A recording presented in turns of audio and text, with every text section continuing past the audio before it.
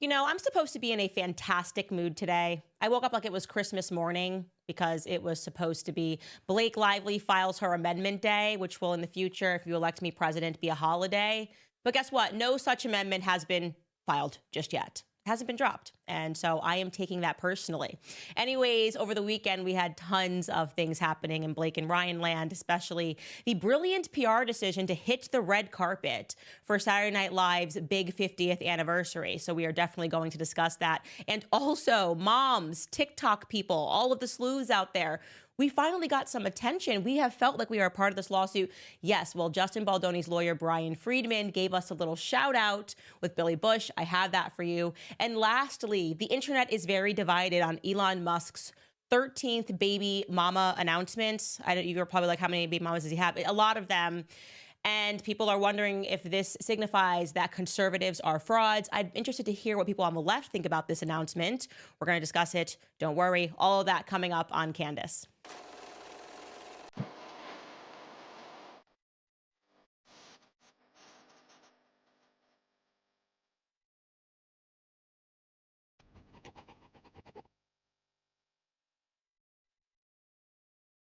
So Blake and Ryan have not been seen, obviously, ever since Justin Baldoni launched his massive response to their lawsuit, all of the details, the text messages, and the public essentially turned on them. They were spiking the ball. They had the New York Times doing their dirty work. They were like girl marching with Taylor Swift. Everything was going their way for 2 years. They almost got this movie out of Justin Baldoni and Wayfarer Studios' hands. And then internet sleuths got on it. And so we were kind of waiting for them to reemerge. And in my imagination, in my crazy PR imagination, I did not foresee that they would go right back into the belly of the beast that we are all trying to slay. I did not think that they would come up with this brilliant idea to hit a red carpet first. And that's exactly what they did. They decided to hit the red carpet at Saturday Night Live. So you guys take a look at them walking here just so we can see this.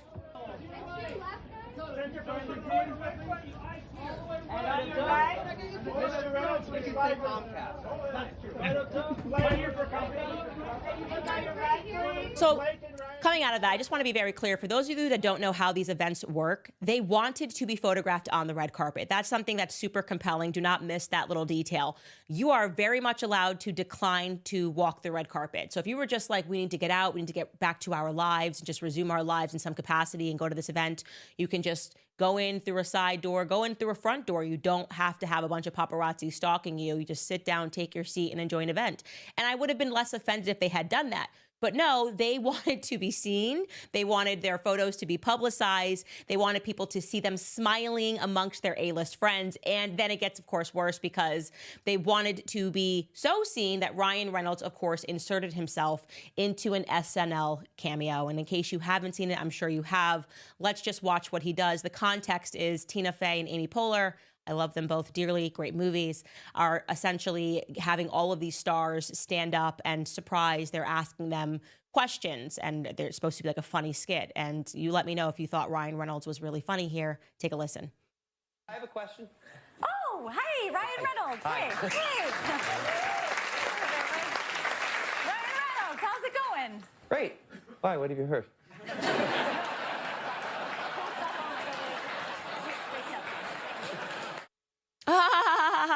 Get it? He's just being his funny Deadpool self, guys. So ironic, and it's so funny. He's like mocking the situation. And I do want to point out to the homie Kevin Costner behind him, because what's excellent about this, in case you missed a little bit of this double entendre, is don't forget that we were informed that part of Ryan's mental issues is because it stems from the fact that he didn't have closure with his father, and his father passed without closure. He told us that. He got really intimate with us when he was trying to, I don't know, beat up Justin Baldoni. And part of that story arc is the fact that he's obsessed with Field of Dreams, the movie that Kevin Costner was in. And for some reason, he's obsessed with this movie because it has to deal with fathers and a father passing.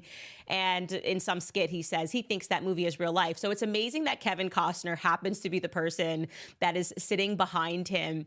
And you can just see he is not pleased. He just doesn't find it to be funny. He seems to be trying to look to see if he can catch Blake's face there. And he just didn't find it funny. He did not break character once. He just was like, okay. And there were other people as well who didn't find it to be entertaining and were just sort of like, okay. And you could see that they didn't want to be inserted into, I guess, what you could now refer to his various Deadpool scenes, where he wants people to think that he's surrounded by friends because he's a very small, insecure man. And so what makes Ryan feel good about himself is money and power and proximity to power. And of course, my thoughts on this, the internet did not like this at all. Not shocking at all to see that there was this vicious reaction to this. These are just some of the top comments that were on SNL's Instagram posts. They wrote the top comment here: "It was funny until the cringe Ryan Reynolds couple made it awkward. Read the room, get out. Could have done without Ryan and Blake. So exhausting. Missing Ryan Gosling," which is really funny. I didn't know Saturday Night Live approves bullying from Ryan and Blake. And that is kind of one of the, first and foremost, deep ironies of what's going on here, is the fact that Saturday Night Live has made itself almost an enemy, I would say, of half of America, because, you know, they were very much, okay, it's fine, you can have your political beliefs. They have established themselves as liberals. And for years, we kind of heard this message, you know, Trump is a bully, Trump is a bully, Trump is a bully. Alec Baldwin skit after Alec Baldwin skit after Alec Baldwin skit. Whether you believe it or not, that's how they've branded themselves.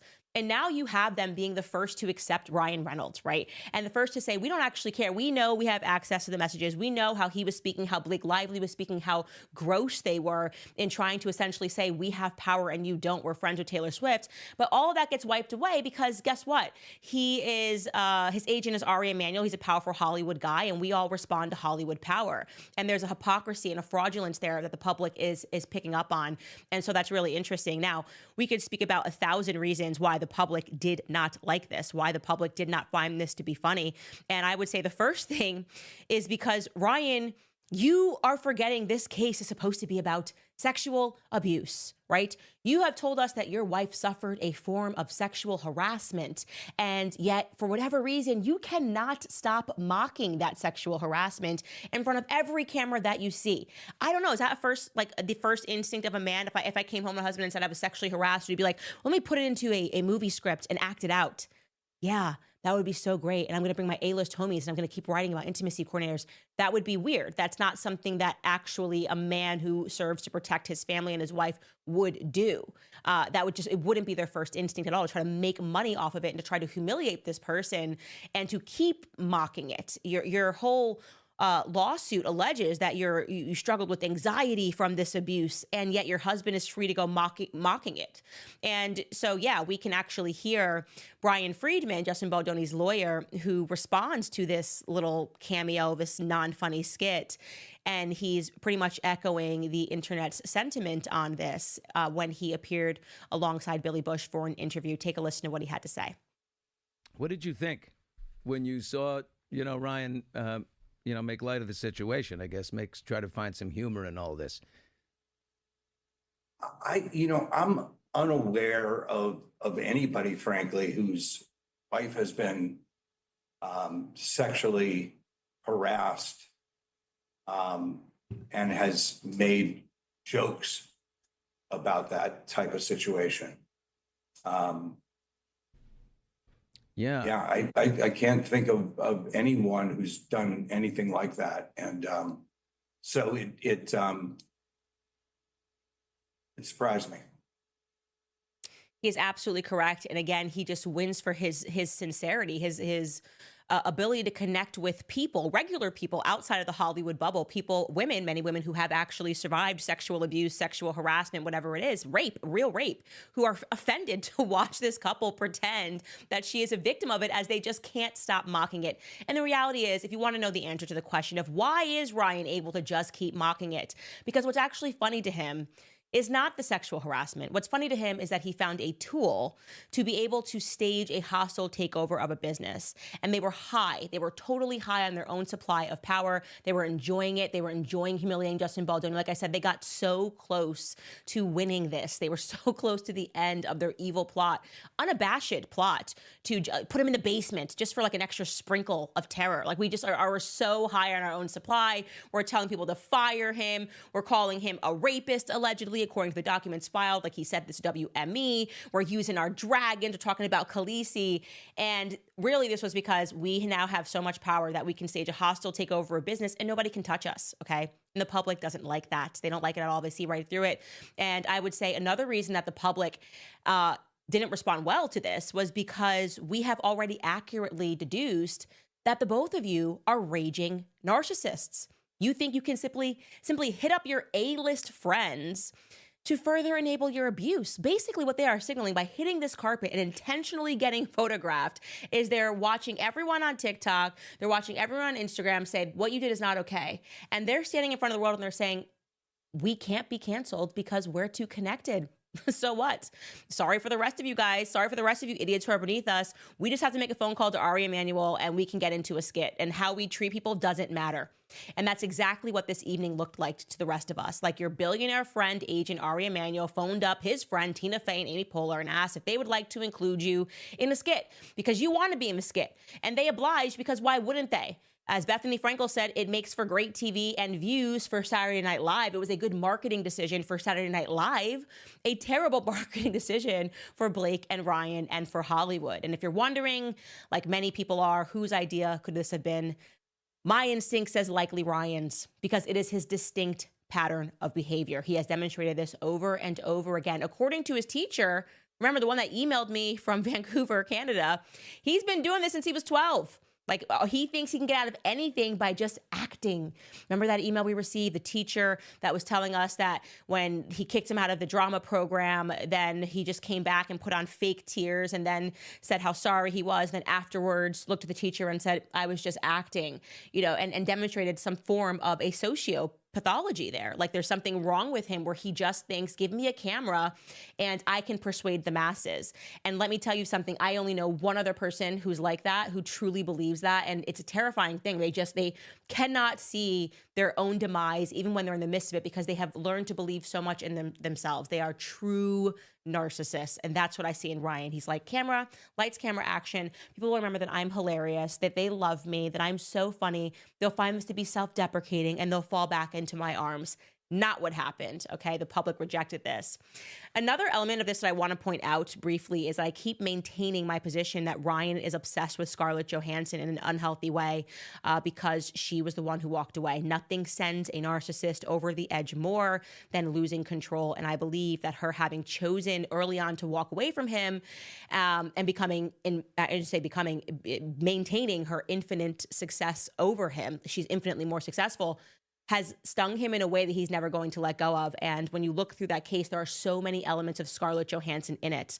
How he got close to Channing Tatum, randomly putting him in this Deadpool movie for a cameo, when the reality is that he was working on a movie with Scarlett Johansson, and then suddenly best friends, and he's out in Wrexham, Liz Plank, everybody that he was trying to squeeze Justin Baldoni with. You can then also attach the same elements to what he was doing to Scarlett Johansson. Scarlett Johansson had just signed with Wayfarer. It was supposed to be her directorial debut, and he's buzzing through Hollywood trying to literally get Wayfarer blacklisted from Hollywood, blacklisted from WME, trying to get Justin Baldoni, who's working with Scarlett Johansson, fired and branded a rapist. I mean, what is going on here? And so I thought that it was interesting that he chose to make his first appearance at Saturday Night Live. Her husband, her current husband, Colin, I think it's Colin Jost.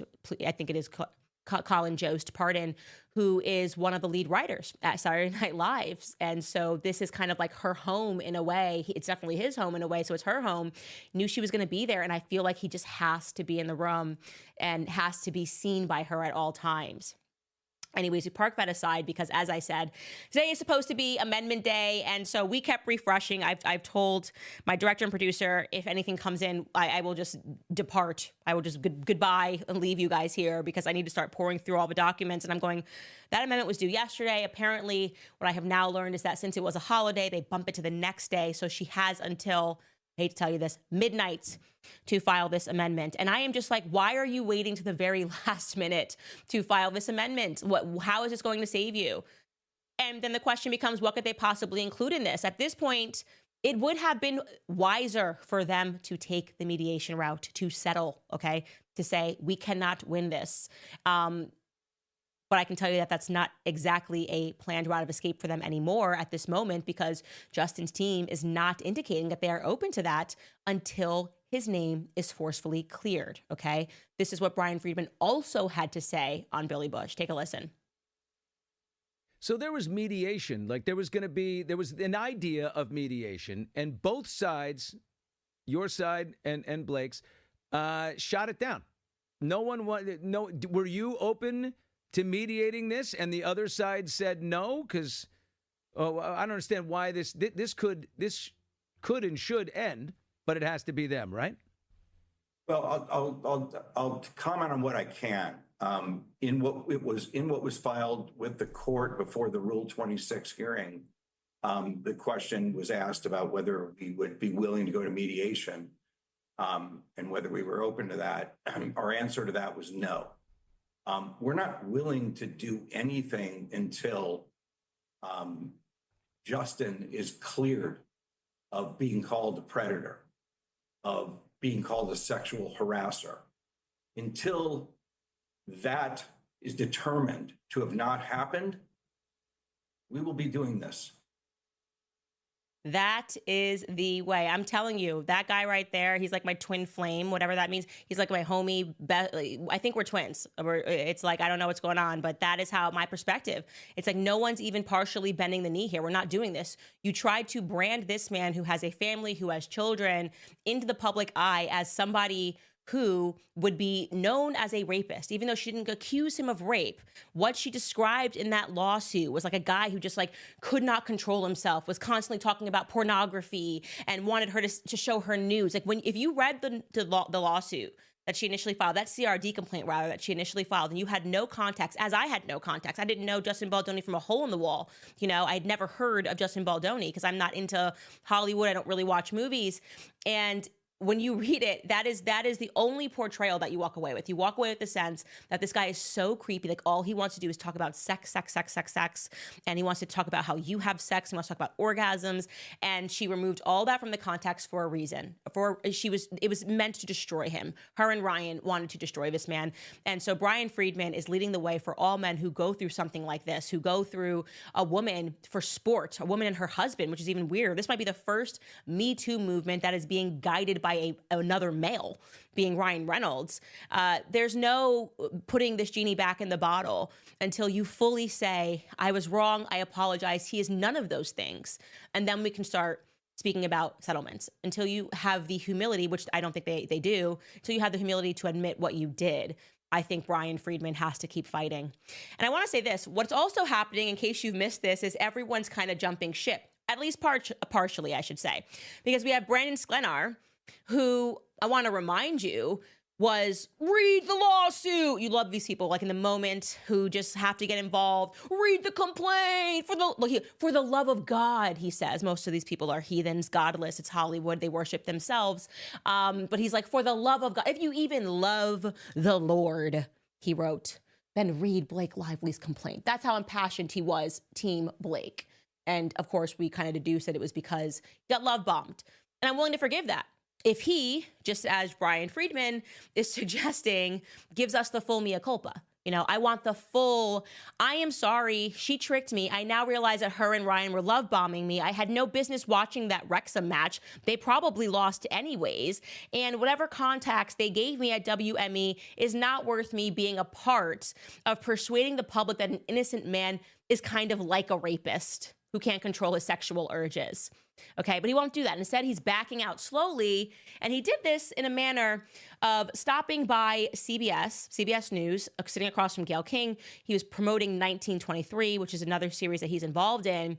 And they just kind of ask him, what team are you on? Team Blake or Team Justin? He's had a change of heart, it sounds like. Take a listen.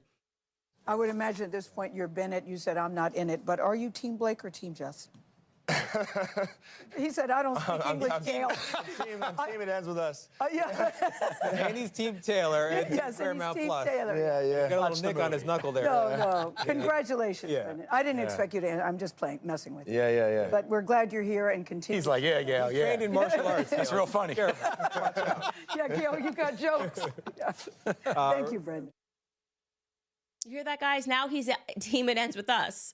I don't know. That wasn't the team it sounded like to me when I read that Instagram post. What? For the love of God, read the complaint. Read the complaint. She pinned it to the top of it. For the love of God, if you go to church on Sunday, if you say your Hail Marys, please read the complaint. Oh, I'm just team it ends with us. No, Brandon, you're a coward.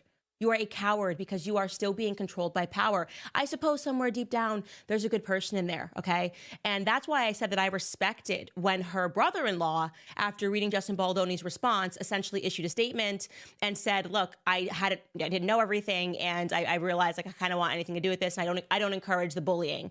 And people came down on him, but I was like, no, this is actually respectable. Now that he is seeing the other side, of course he believed his sister-in-law. Now he's realizing he maybe spoke too soon and he pedaled away from it. And that's respectable. What Brandon is doing is not respectable. What Brandon is doing is saying, I know my bread is buttered. I know WME, Ariel Emanuel, the most powerful man at WME, who is trying to take the company private, who is their direct agent, and he is a billionaire, has come out strongly and said, we're going to A-list our way out of this, essentially. Like, oh, Justin Baldoni, Baldoni, remember that guy? That is what Brandon is afraid of. That is who he is afraid of, because WME is his agency. And so he's got to now remain neutral. And if you stayed neutral from the beginning, that would be fine. I'm team it ends with us, but you weren't team it ends with us. You were team put Baldoni in the basement. And so I'm not a fan of this. I'm not a fan of what you're doing. Like I said, I suppose you're probably a good person behind the scenes. I've seen some of your red carpet interviews. You don't seem to be like super wokey and annoying. But what you did was wrong. And when you do something wrong and you make a mistake, the best thing you can do is have the humility to admit, hey, listen, I said way too much too soon. Shouldn't have involved myself. He could say something basic, like I wish both parties luck, on the rest of this, and would like to respectfully bow out and realize I didn't know everything. Do that, and you might get a little bit more respect from me. All right. Now, just a reminder for you guys of what we're looking for in this upcoming filing. Obviously, what I'm just giddy for, and I'm assuming what her team must recognize by now is that they need to add some teeth to it, right? They just have to add some teeth to this lawsuit. We now have, from his side, text messages. We have a solid timeline. We've got a website that we can browse and read before we go to bed. We can read bedtime stories, just like reading messages between Blake Lively and Justin Baldoni and Ryan Reynolds. She now needs to illustrate her allegations more thoroughly, because the first time around, it honestly read more like a fantasy novel about a damsel in distress, okay? Here's what she said to remind you, to jog your memory, regarding her helplessness in this situation after she survived this tragic sexual harassment that she experienced on set. Now, remember, we're supposed to believe, I want you to imagine this as we go over these initial filings that she stated. We're supposed to imagine that Blake Lively was marching around town with Taylor Swift, arguably one of the most powerful and resourceful individuals in the world, alongside her husband, who has enough money and power to fundamentally transform the script of Deadpool at a whim to mock Justin Baldoni alongside other A-listers, and to fly her mates all around, everybody that's in the UK that Justin Baldoni knows, everybody that he knows, his colleagues, to watch football matches. But Blake is totally helpless. She doesn't know how to file a sexual harassment suit, right? Here's the actual language. As described above, Ms. Lively and others attempted to raise concerns to Mr. Baldoni and Mr. Heath regarding certain of the conduct described during filming, but they were not addressed, given the futility of asking Mr. Baldoni and Mr. Heath to address their own behavior. After unsuccessfully attempting to raise concerns with Sony, Ms. Lively expressly told Mr. Baldoni and Mr. Heath that there were serious HR problems on set.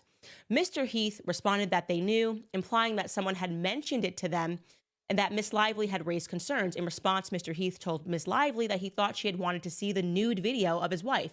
She's still describing it as a nude video. It's a woman giving birth. It's absurd. Okay. In the same conversation, when Ms. Lively expressed her upset that Mr. Heath and Mr. Baldoni had hidden the fact that she had been exposed to a COVID outbreak on set, she and her infant contracted COVID. Instead of acknowledging responsibility and committing to safety moving forward, they expressed upset over production days missed and resulting costs. Despite receiving multiple detailed reports by Ms. Lively and others about Mr. Baldoni and Mr. Heath's misconduct, Wayfarer failed to investigate those reports or to otherwise institute protections for the cast. This is so even though the incidents discussed above, among others, did not take place in isolation, and many, if not all, were witnessed by others. Now, so She's basically saying, like, I tried to report, but I didn't know what to do. I literally Googled, like, she's a part of a union. SAG-AFTRA is a union, okay? I Googled sexual harassment complaint. First thing that popped up in Google was a number. It was like, here's where you call if you'd like to make a complaint about sexual harassment. She couldn't do it. She was just trying. She was just, oh my God, oh, I'm just so powerless. I'm just trying to say that something happened and nobody's listening because the men hold all the power. And I have no proximity to power. Meanwhile, I'm Khaleesi. Here's my dragons. I'm so powerless. I have no power. It's just ridiculous. So that's what we're looking for. We're looking for her to show us when, where, and how, and why she was powerless. And of course, the best way for her to do this is to get someone to join in on this lawsuit, which her lawyer had implied at that very first hearing. But here's what's interesting. So I had heard 2 weeks ago that someone, I don't know specifically who, but someone was shopping around the alleged HR complaints that she kept referencing. And by the way, they tried to shop around these complaints back in August of last year when everything was going down and she was convinced that he was behind this PR campaign. There was a lot of rumors that there were all of these HR complaints against Justin Baldoni. Those rumors appeared in TMZ, and we know that Leslie Sloan PR has a solid contact in TMZ and gets articles dropped, which is Blake's PR firm. And at that time, because these rumors were swirling around, Sony came out and they said there were no HR complaints that were made. So recently, 2 weeks ago, these alleged HR complaints that were sent to Sony, made to Sony, written to Sony, start making their way again to TMZ, to the Daily Mail, and also to the New York Post. And they declined to publish them because people were saying, we don't know if these are real because they've redacted so much information on them that allow us to determine whether or not they're real. So whoever was behind this, because they couldn't get a big person to publish this, which makes me think they're not going to include it in their new amendment, because why are you trying so desperately to get the public to see them, started leaking to independent media people. And we're going to TikTokers and trying to be like, hey, just, you know, these are the HR complaints, hoping that TikTokers and internet mom slews would absorb the risk of showing fake complaints so that they could get sued by Sony, and also hoping that it would somehow transform the public perception and make people believe that there were all of these complaints. And so they leaked onto TikTok. I'm going to show you them and just briefly discuss them because they're irrelevant, because we have no way of confirming whether they're real. But I do believe that they came from Blake Lively's campaign, because I had heard for weeks they were trying to get this published. And so the first one is like Buttgate, and it's exactly the public is supposed to believe that this went to Sony. Her lawsuit states that she went to Sony, but they've curiously removed who made the complaint, removed what date the complaint came in. Why would you do that? Why would you remove that? Why is that redacted information? I'll tell you, my suspicion is because I think all of these complaints came in on the same date, and that would have flagged the public as weird. Like, oh, it seems like all of a sudden one person just made a bunch of complaints about one individual, and that one person is probably Blake Lively or even Ryan Reynolds. And it basically summarizes and said that he was trying to help an actress with her posture and had touched her butt in the process. And I think they're trying to make us think that this was what happened to Jenny Slate. Now, we've heard Jenny Slate is not willing to come on in this lawsuit, which means that they're now trying to leak what happened to Jenny Slate. That's my opinion. That's what it looks like, okay? Then there's this one, a second HR complaint, allegedly, which I think is completely faked, because Sony has already come out and said that there were no HR complaints, but maybe there's a record of a phone call. I don't know. Who knows?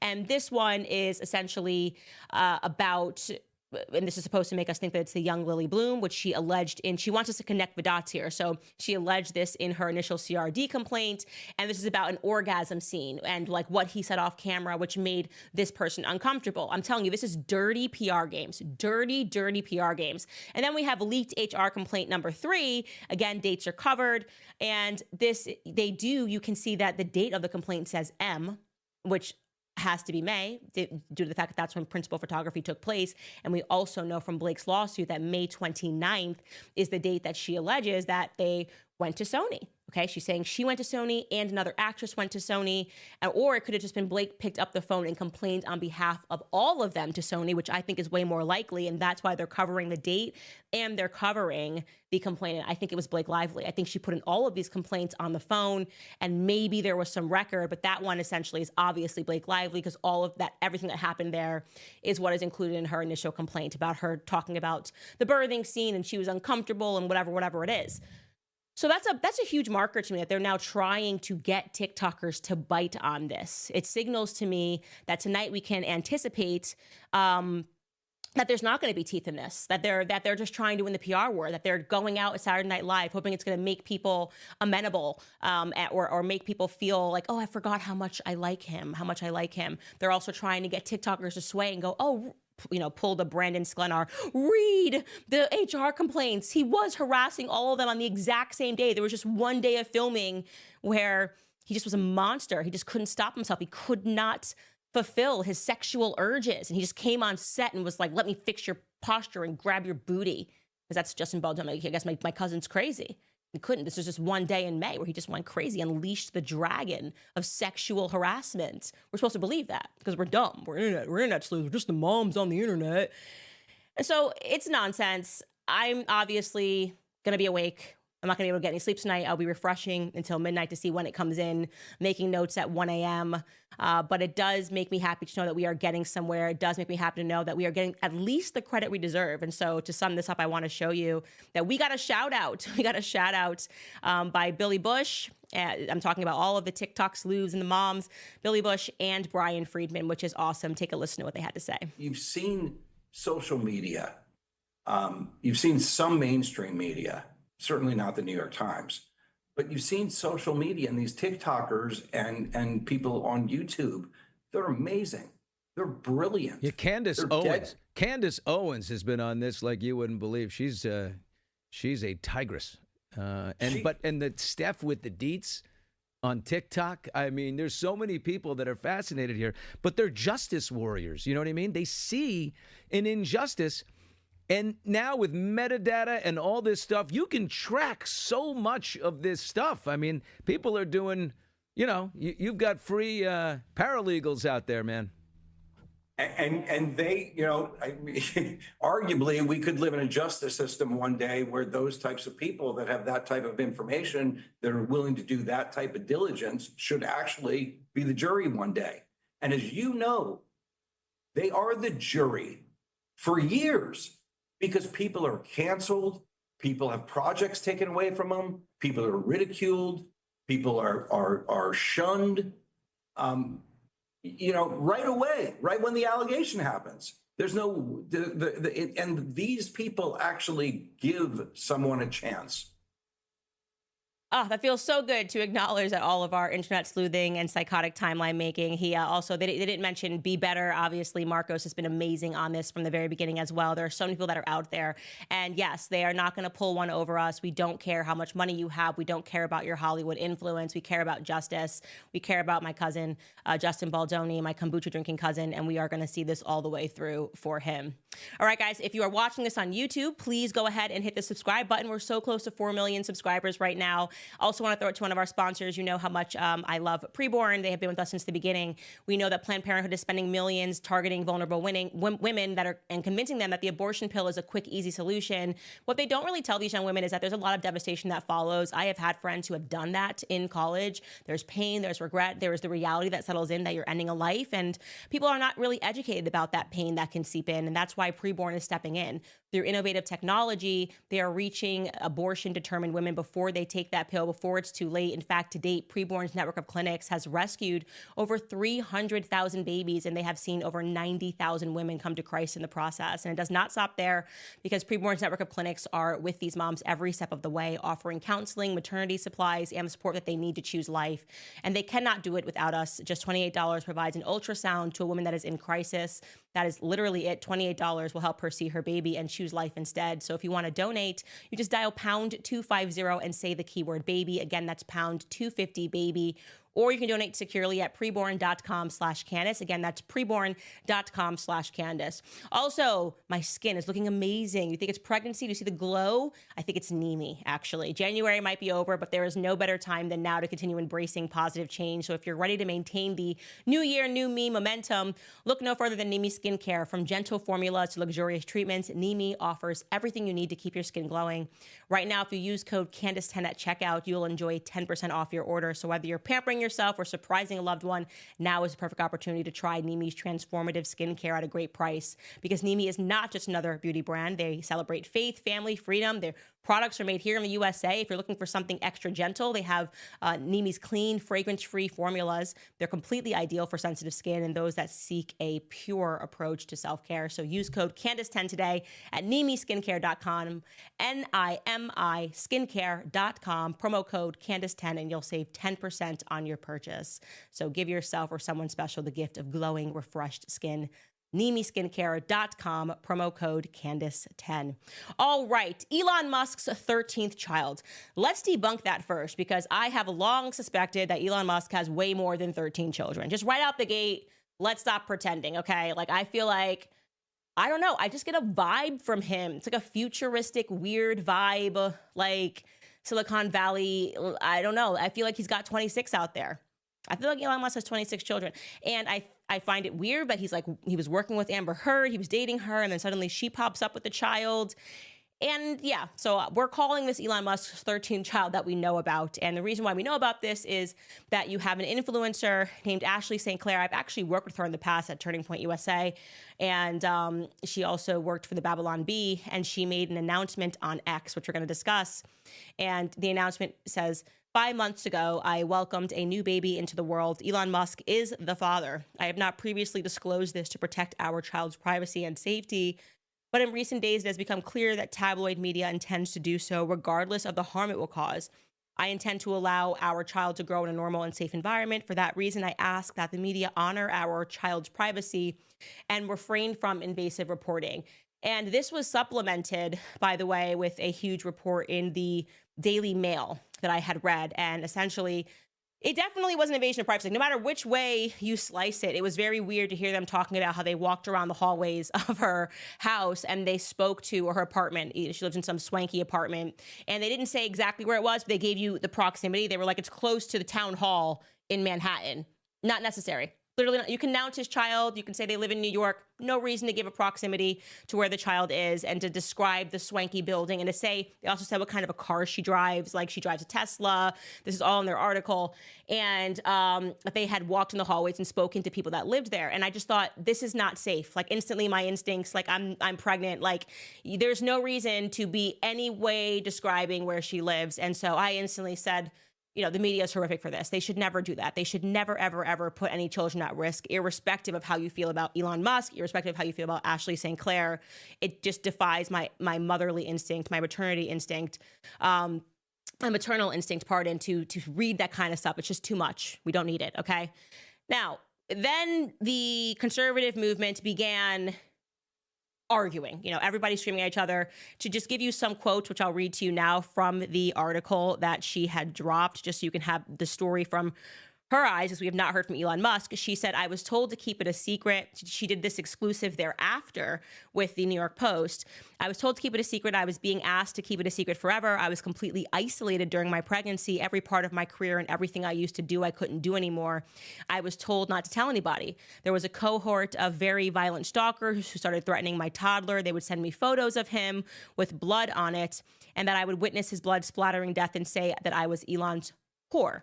It's very hard to understate how much I am processing right now. I am sad that my hand was forced by the media to do this, but there's also a sense of relief because I have been forced to live in secrecy for almost a year of my life. I cannot explain the kind of primary pain you feel as a mother, and you're talking to people and they ask you about the one kid and you have to lie and carry this burden and a secret. So she has one other child and she's saying that essentially she was asked to keep this private and to keep this silent, and that she felt conflicted about only acknowledging one of her children.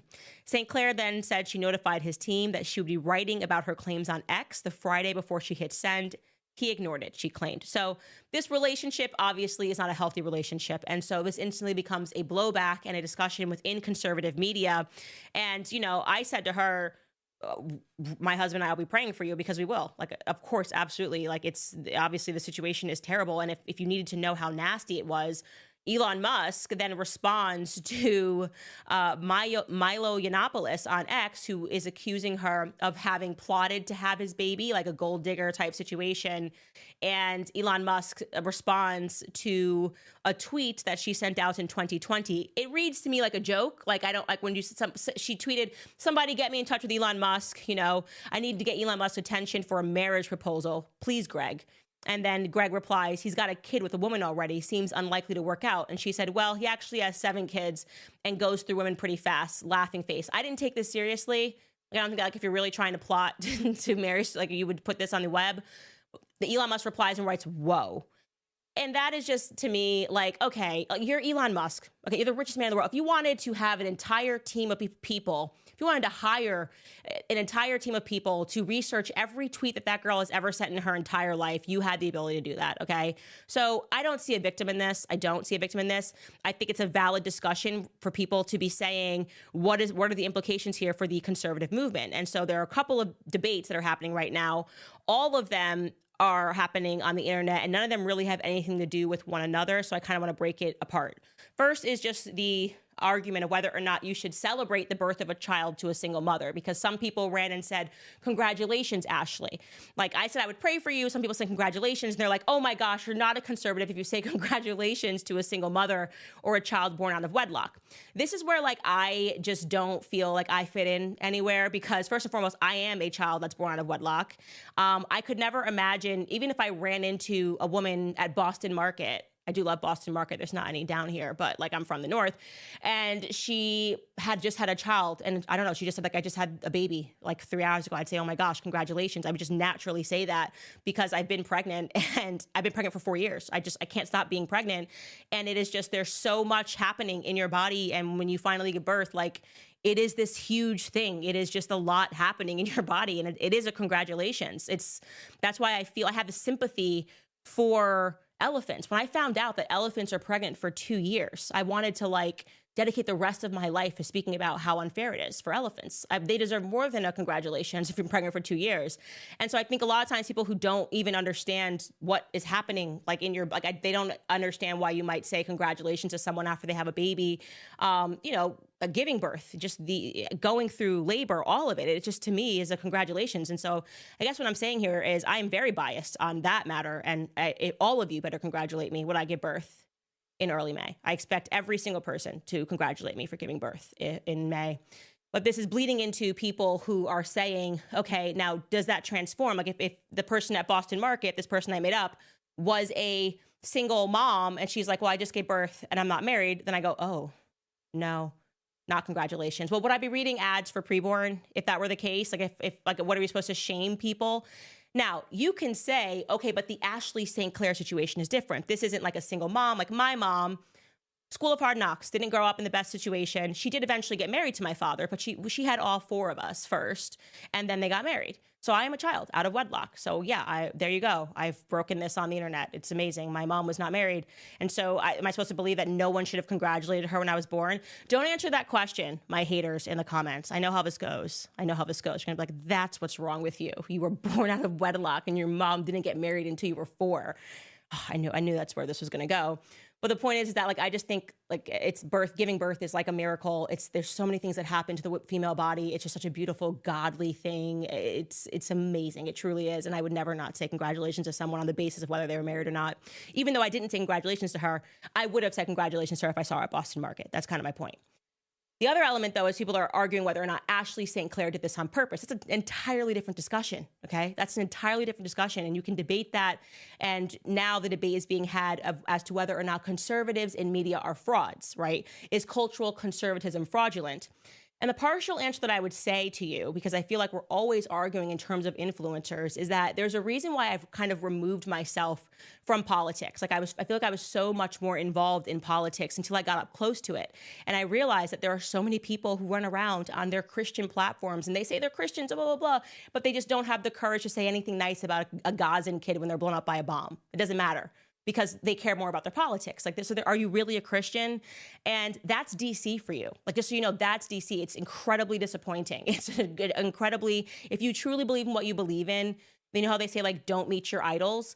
Like don't go to DC. You're going to come across a bunch of people that drink nonstop. You're going to come across people that are sleeping with each other, people that are taking deals from lobbyists who will literally tell you to get an injection and pretend that it's based in logic and reason when really it's based on who's buttering their bread. You get a bunch of people who would allow every single Muslim to be annihilated as long as AIPAC gave them a check. So these are all, again, different discussions to be had. But on the question of whether or not I deserve, going back to me, a congratulations when I give birth to my 4th child in 5 years, the answer is you better, or I'm going to beat you up. And that's what I really want to say on that matter before we get into some of your comments. Foremost, want to throw it to American financing. The average person today is feeling the financial strain more than ever. Expenses are up, wages aren't keeping pace, and many people are finding it nearly impossible to make ends meet with little left over after covering the basics. It's no surprise that many are resorting to credit cards just to get by, often carrying high balances and interest rates in the 20s or even the 30s. So if you're a homeowner and you're stuck in this cycle of mounting debt, you should call my friends at American Financing because their salary-based mortgage consultants are saving homeowners an average of $800 a month, helping you put your hard-earned money back where it belongs. Plus, if you act now, you might even be able to skip your next mortgage payment. There are no upfront fees, so it costs you nothing to find out how much you could be saving each month. It is time to break free from the stress of debt. By calling my friends at American Financing today, you can visit americanfinancing.net/Owens. And there is also a number for you to call, but the number is 800-795-1210. Again, the number is 800-795-1210, or you can visit americanfinancing.net/Owens. All right, you guys, let's get into some of your comments. Can't wait to hear what your thoughts are. We have Eve who says, in my opinion, regarding Ryan Reynolds, he doesn't care about Blake because he is dating Hugh. And Blake is dating Taylor. Yeah, I said it. I have seen this conspiracy theory before about Blake and her being in a relationship, and I used to dismiss it.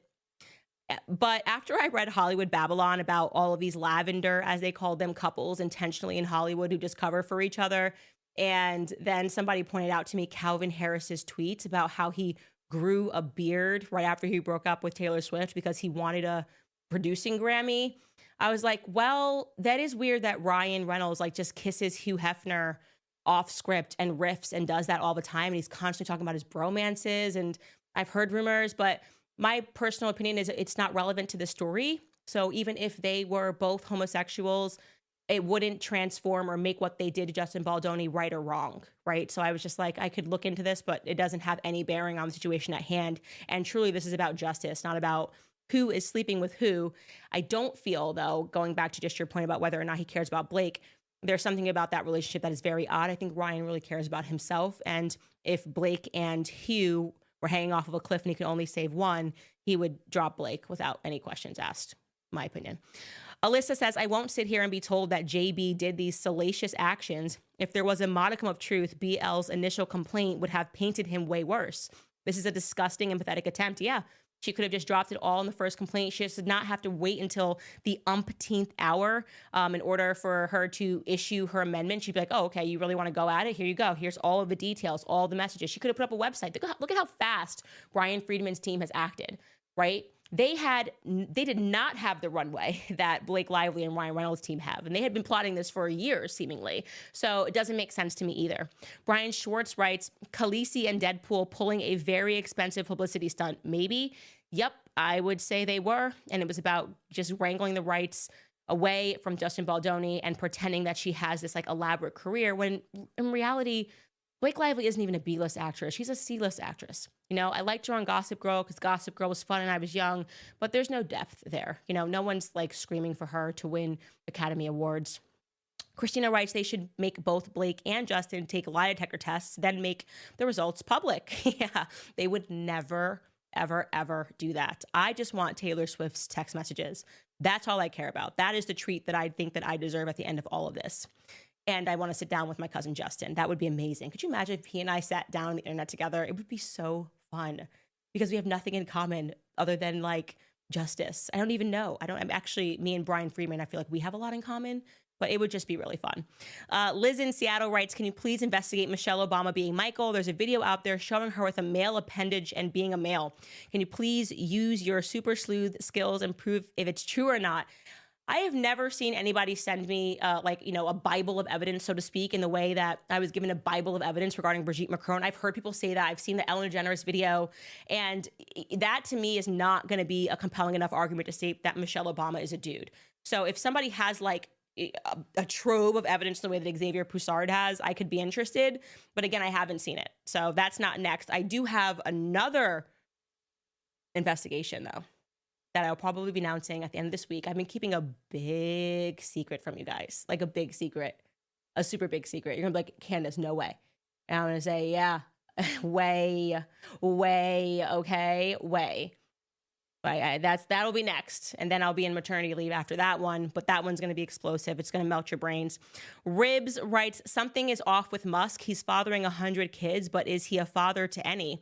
It's weird that conservatives view his behavior favorably, given how critical they are, rightly, of the black baby mama culture. I do not favor that. I have criticized Elon from the beginning. I have said I deeply appreciate, I can compartmentalize what he did in terms of freeing speech on X, and I respect that. But in terms of how he lives his life, I have long said that the quick marriage of everyone just suddenly being like, yes, like Elon Musk everywhere. I mean, he became a conservative 5 minutes ago, and I just don't feel that we know enough about him. We have not fleshed out what his actual ideas are. And in my opinion, if you don't believe in family, or if you have some futuristic AI view of a family that could also spell out you being okay with like artificial wombs, then you and I are not aligned and you are not a conservative, because what are you conserving if it's not the family unit? That's my personal opinion. So I have never been shy in explaining my opinion on him. And yeah, that's it. Just letting you guys know, by the way, hit subscribe button if you're watching on YouTube. Also, the next book club episode is going to be a week from today, February the 25th. I'm going to try to email everyone in the book club initially, just so that you know which chapters we're going to be covering, because it'll be much more formulated than the introductory book club that we had 2 weeks ago, or last week rather. Also, Candace cups are back. You guys sold us out. They are back and available on the website, the Everything is Fake and Gay one. These are the ones you got to get, guys. This is basically our show in a nutshell. We know that everything is 90s fake and gay. All right, you guys, I will see you tomorrow.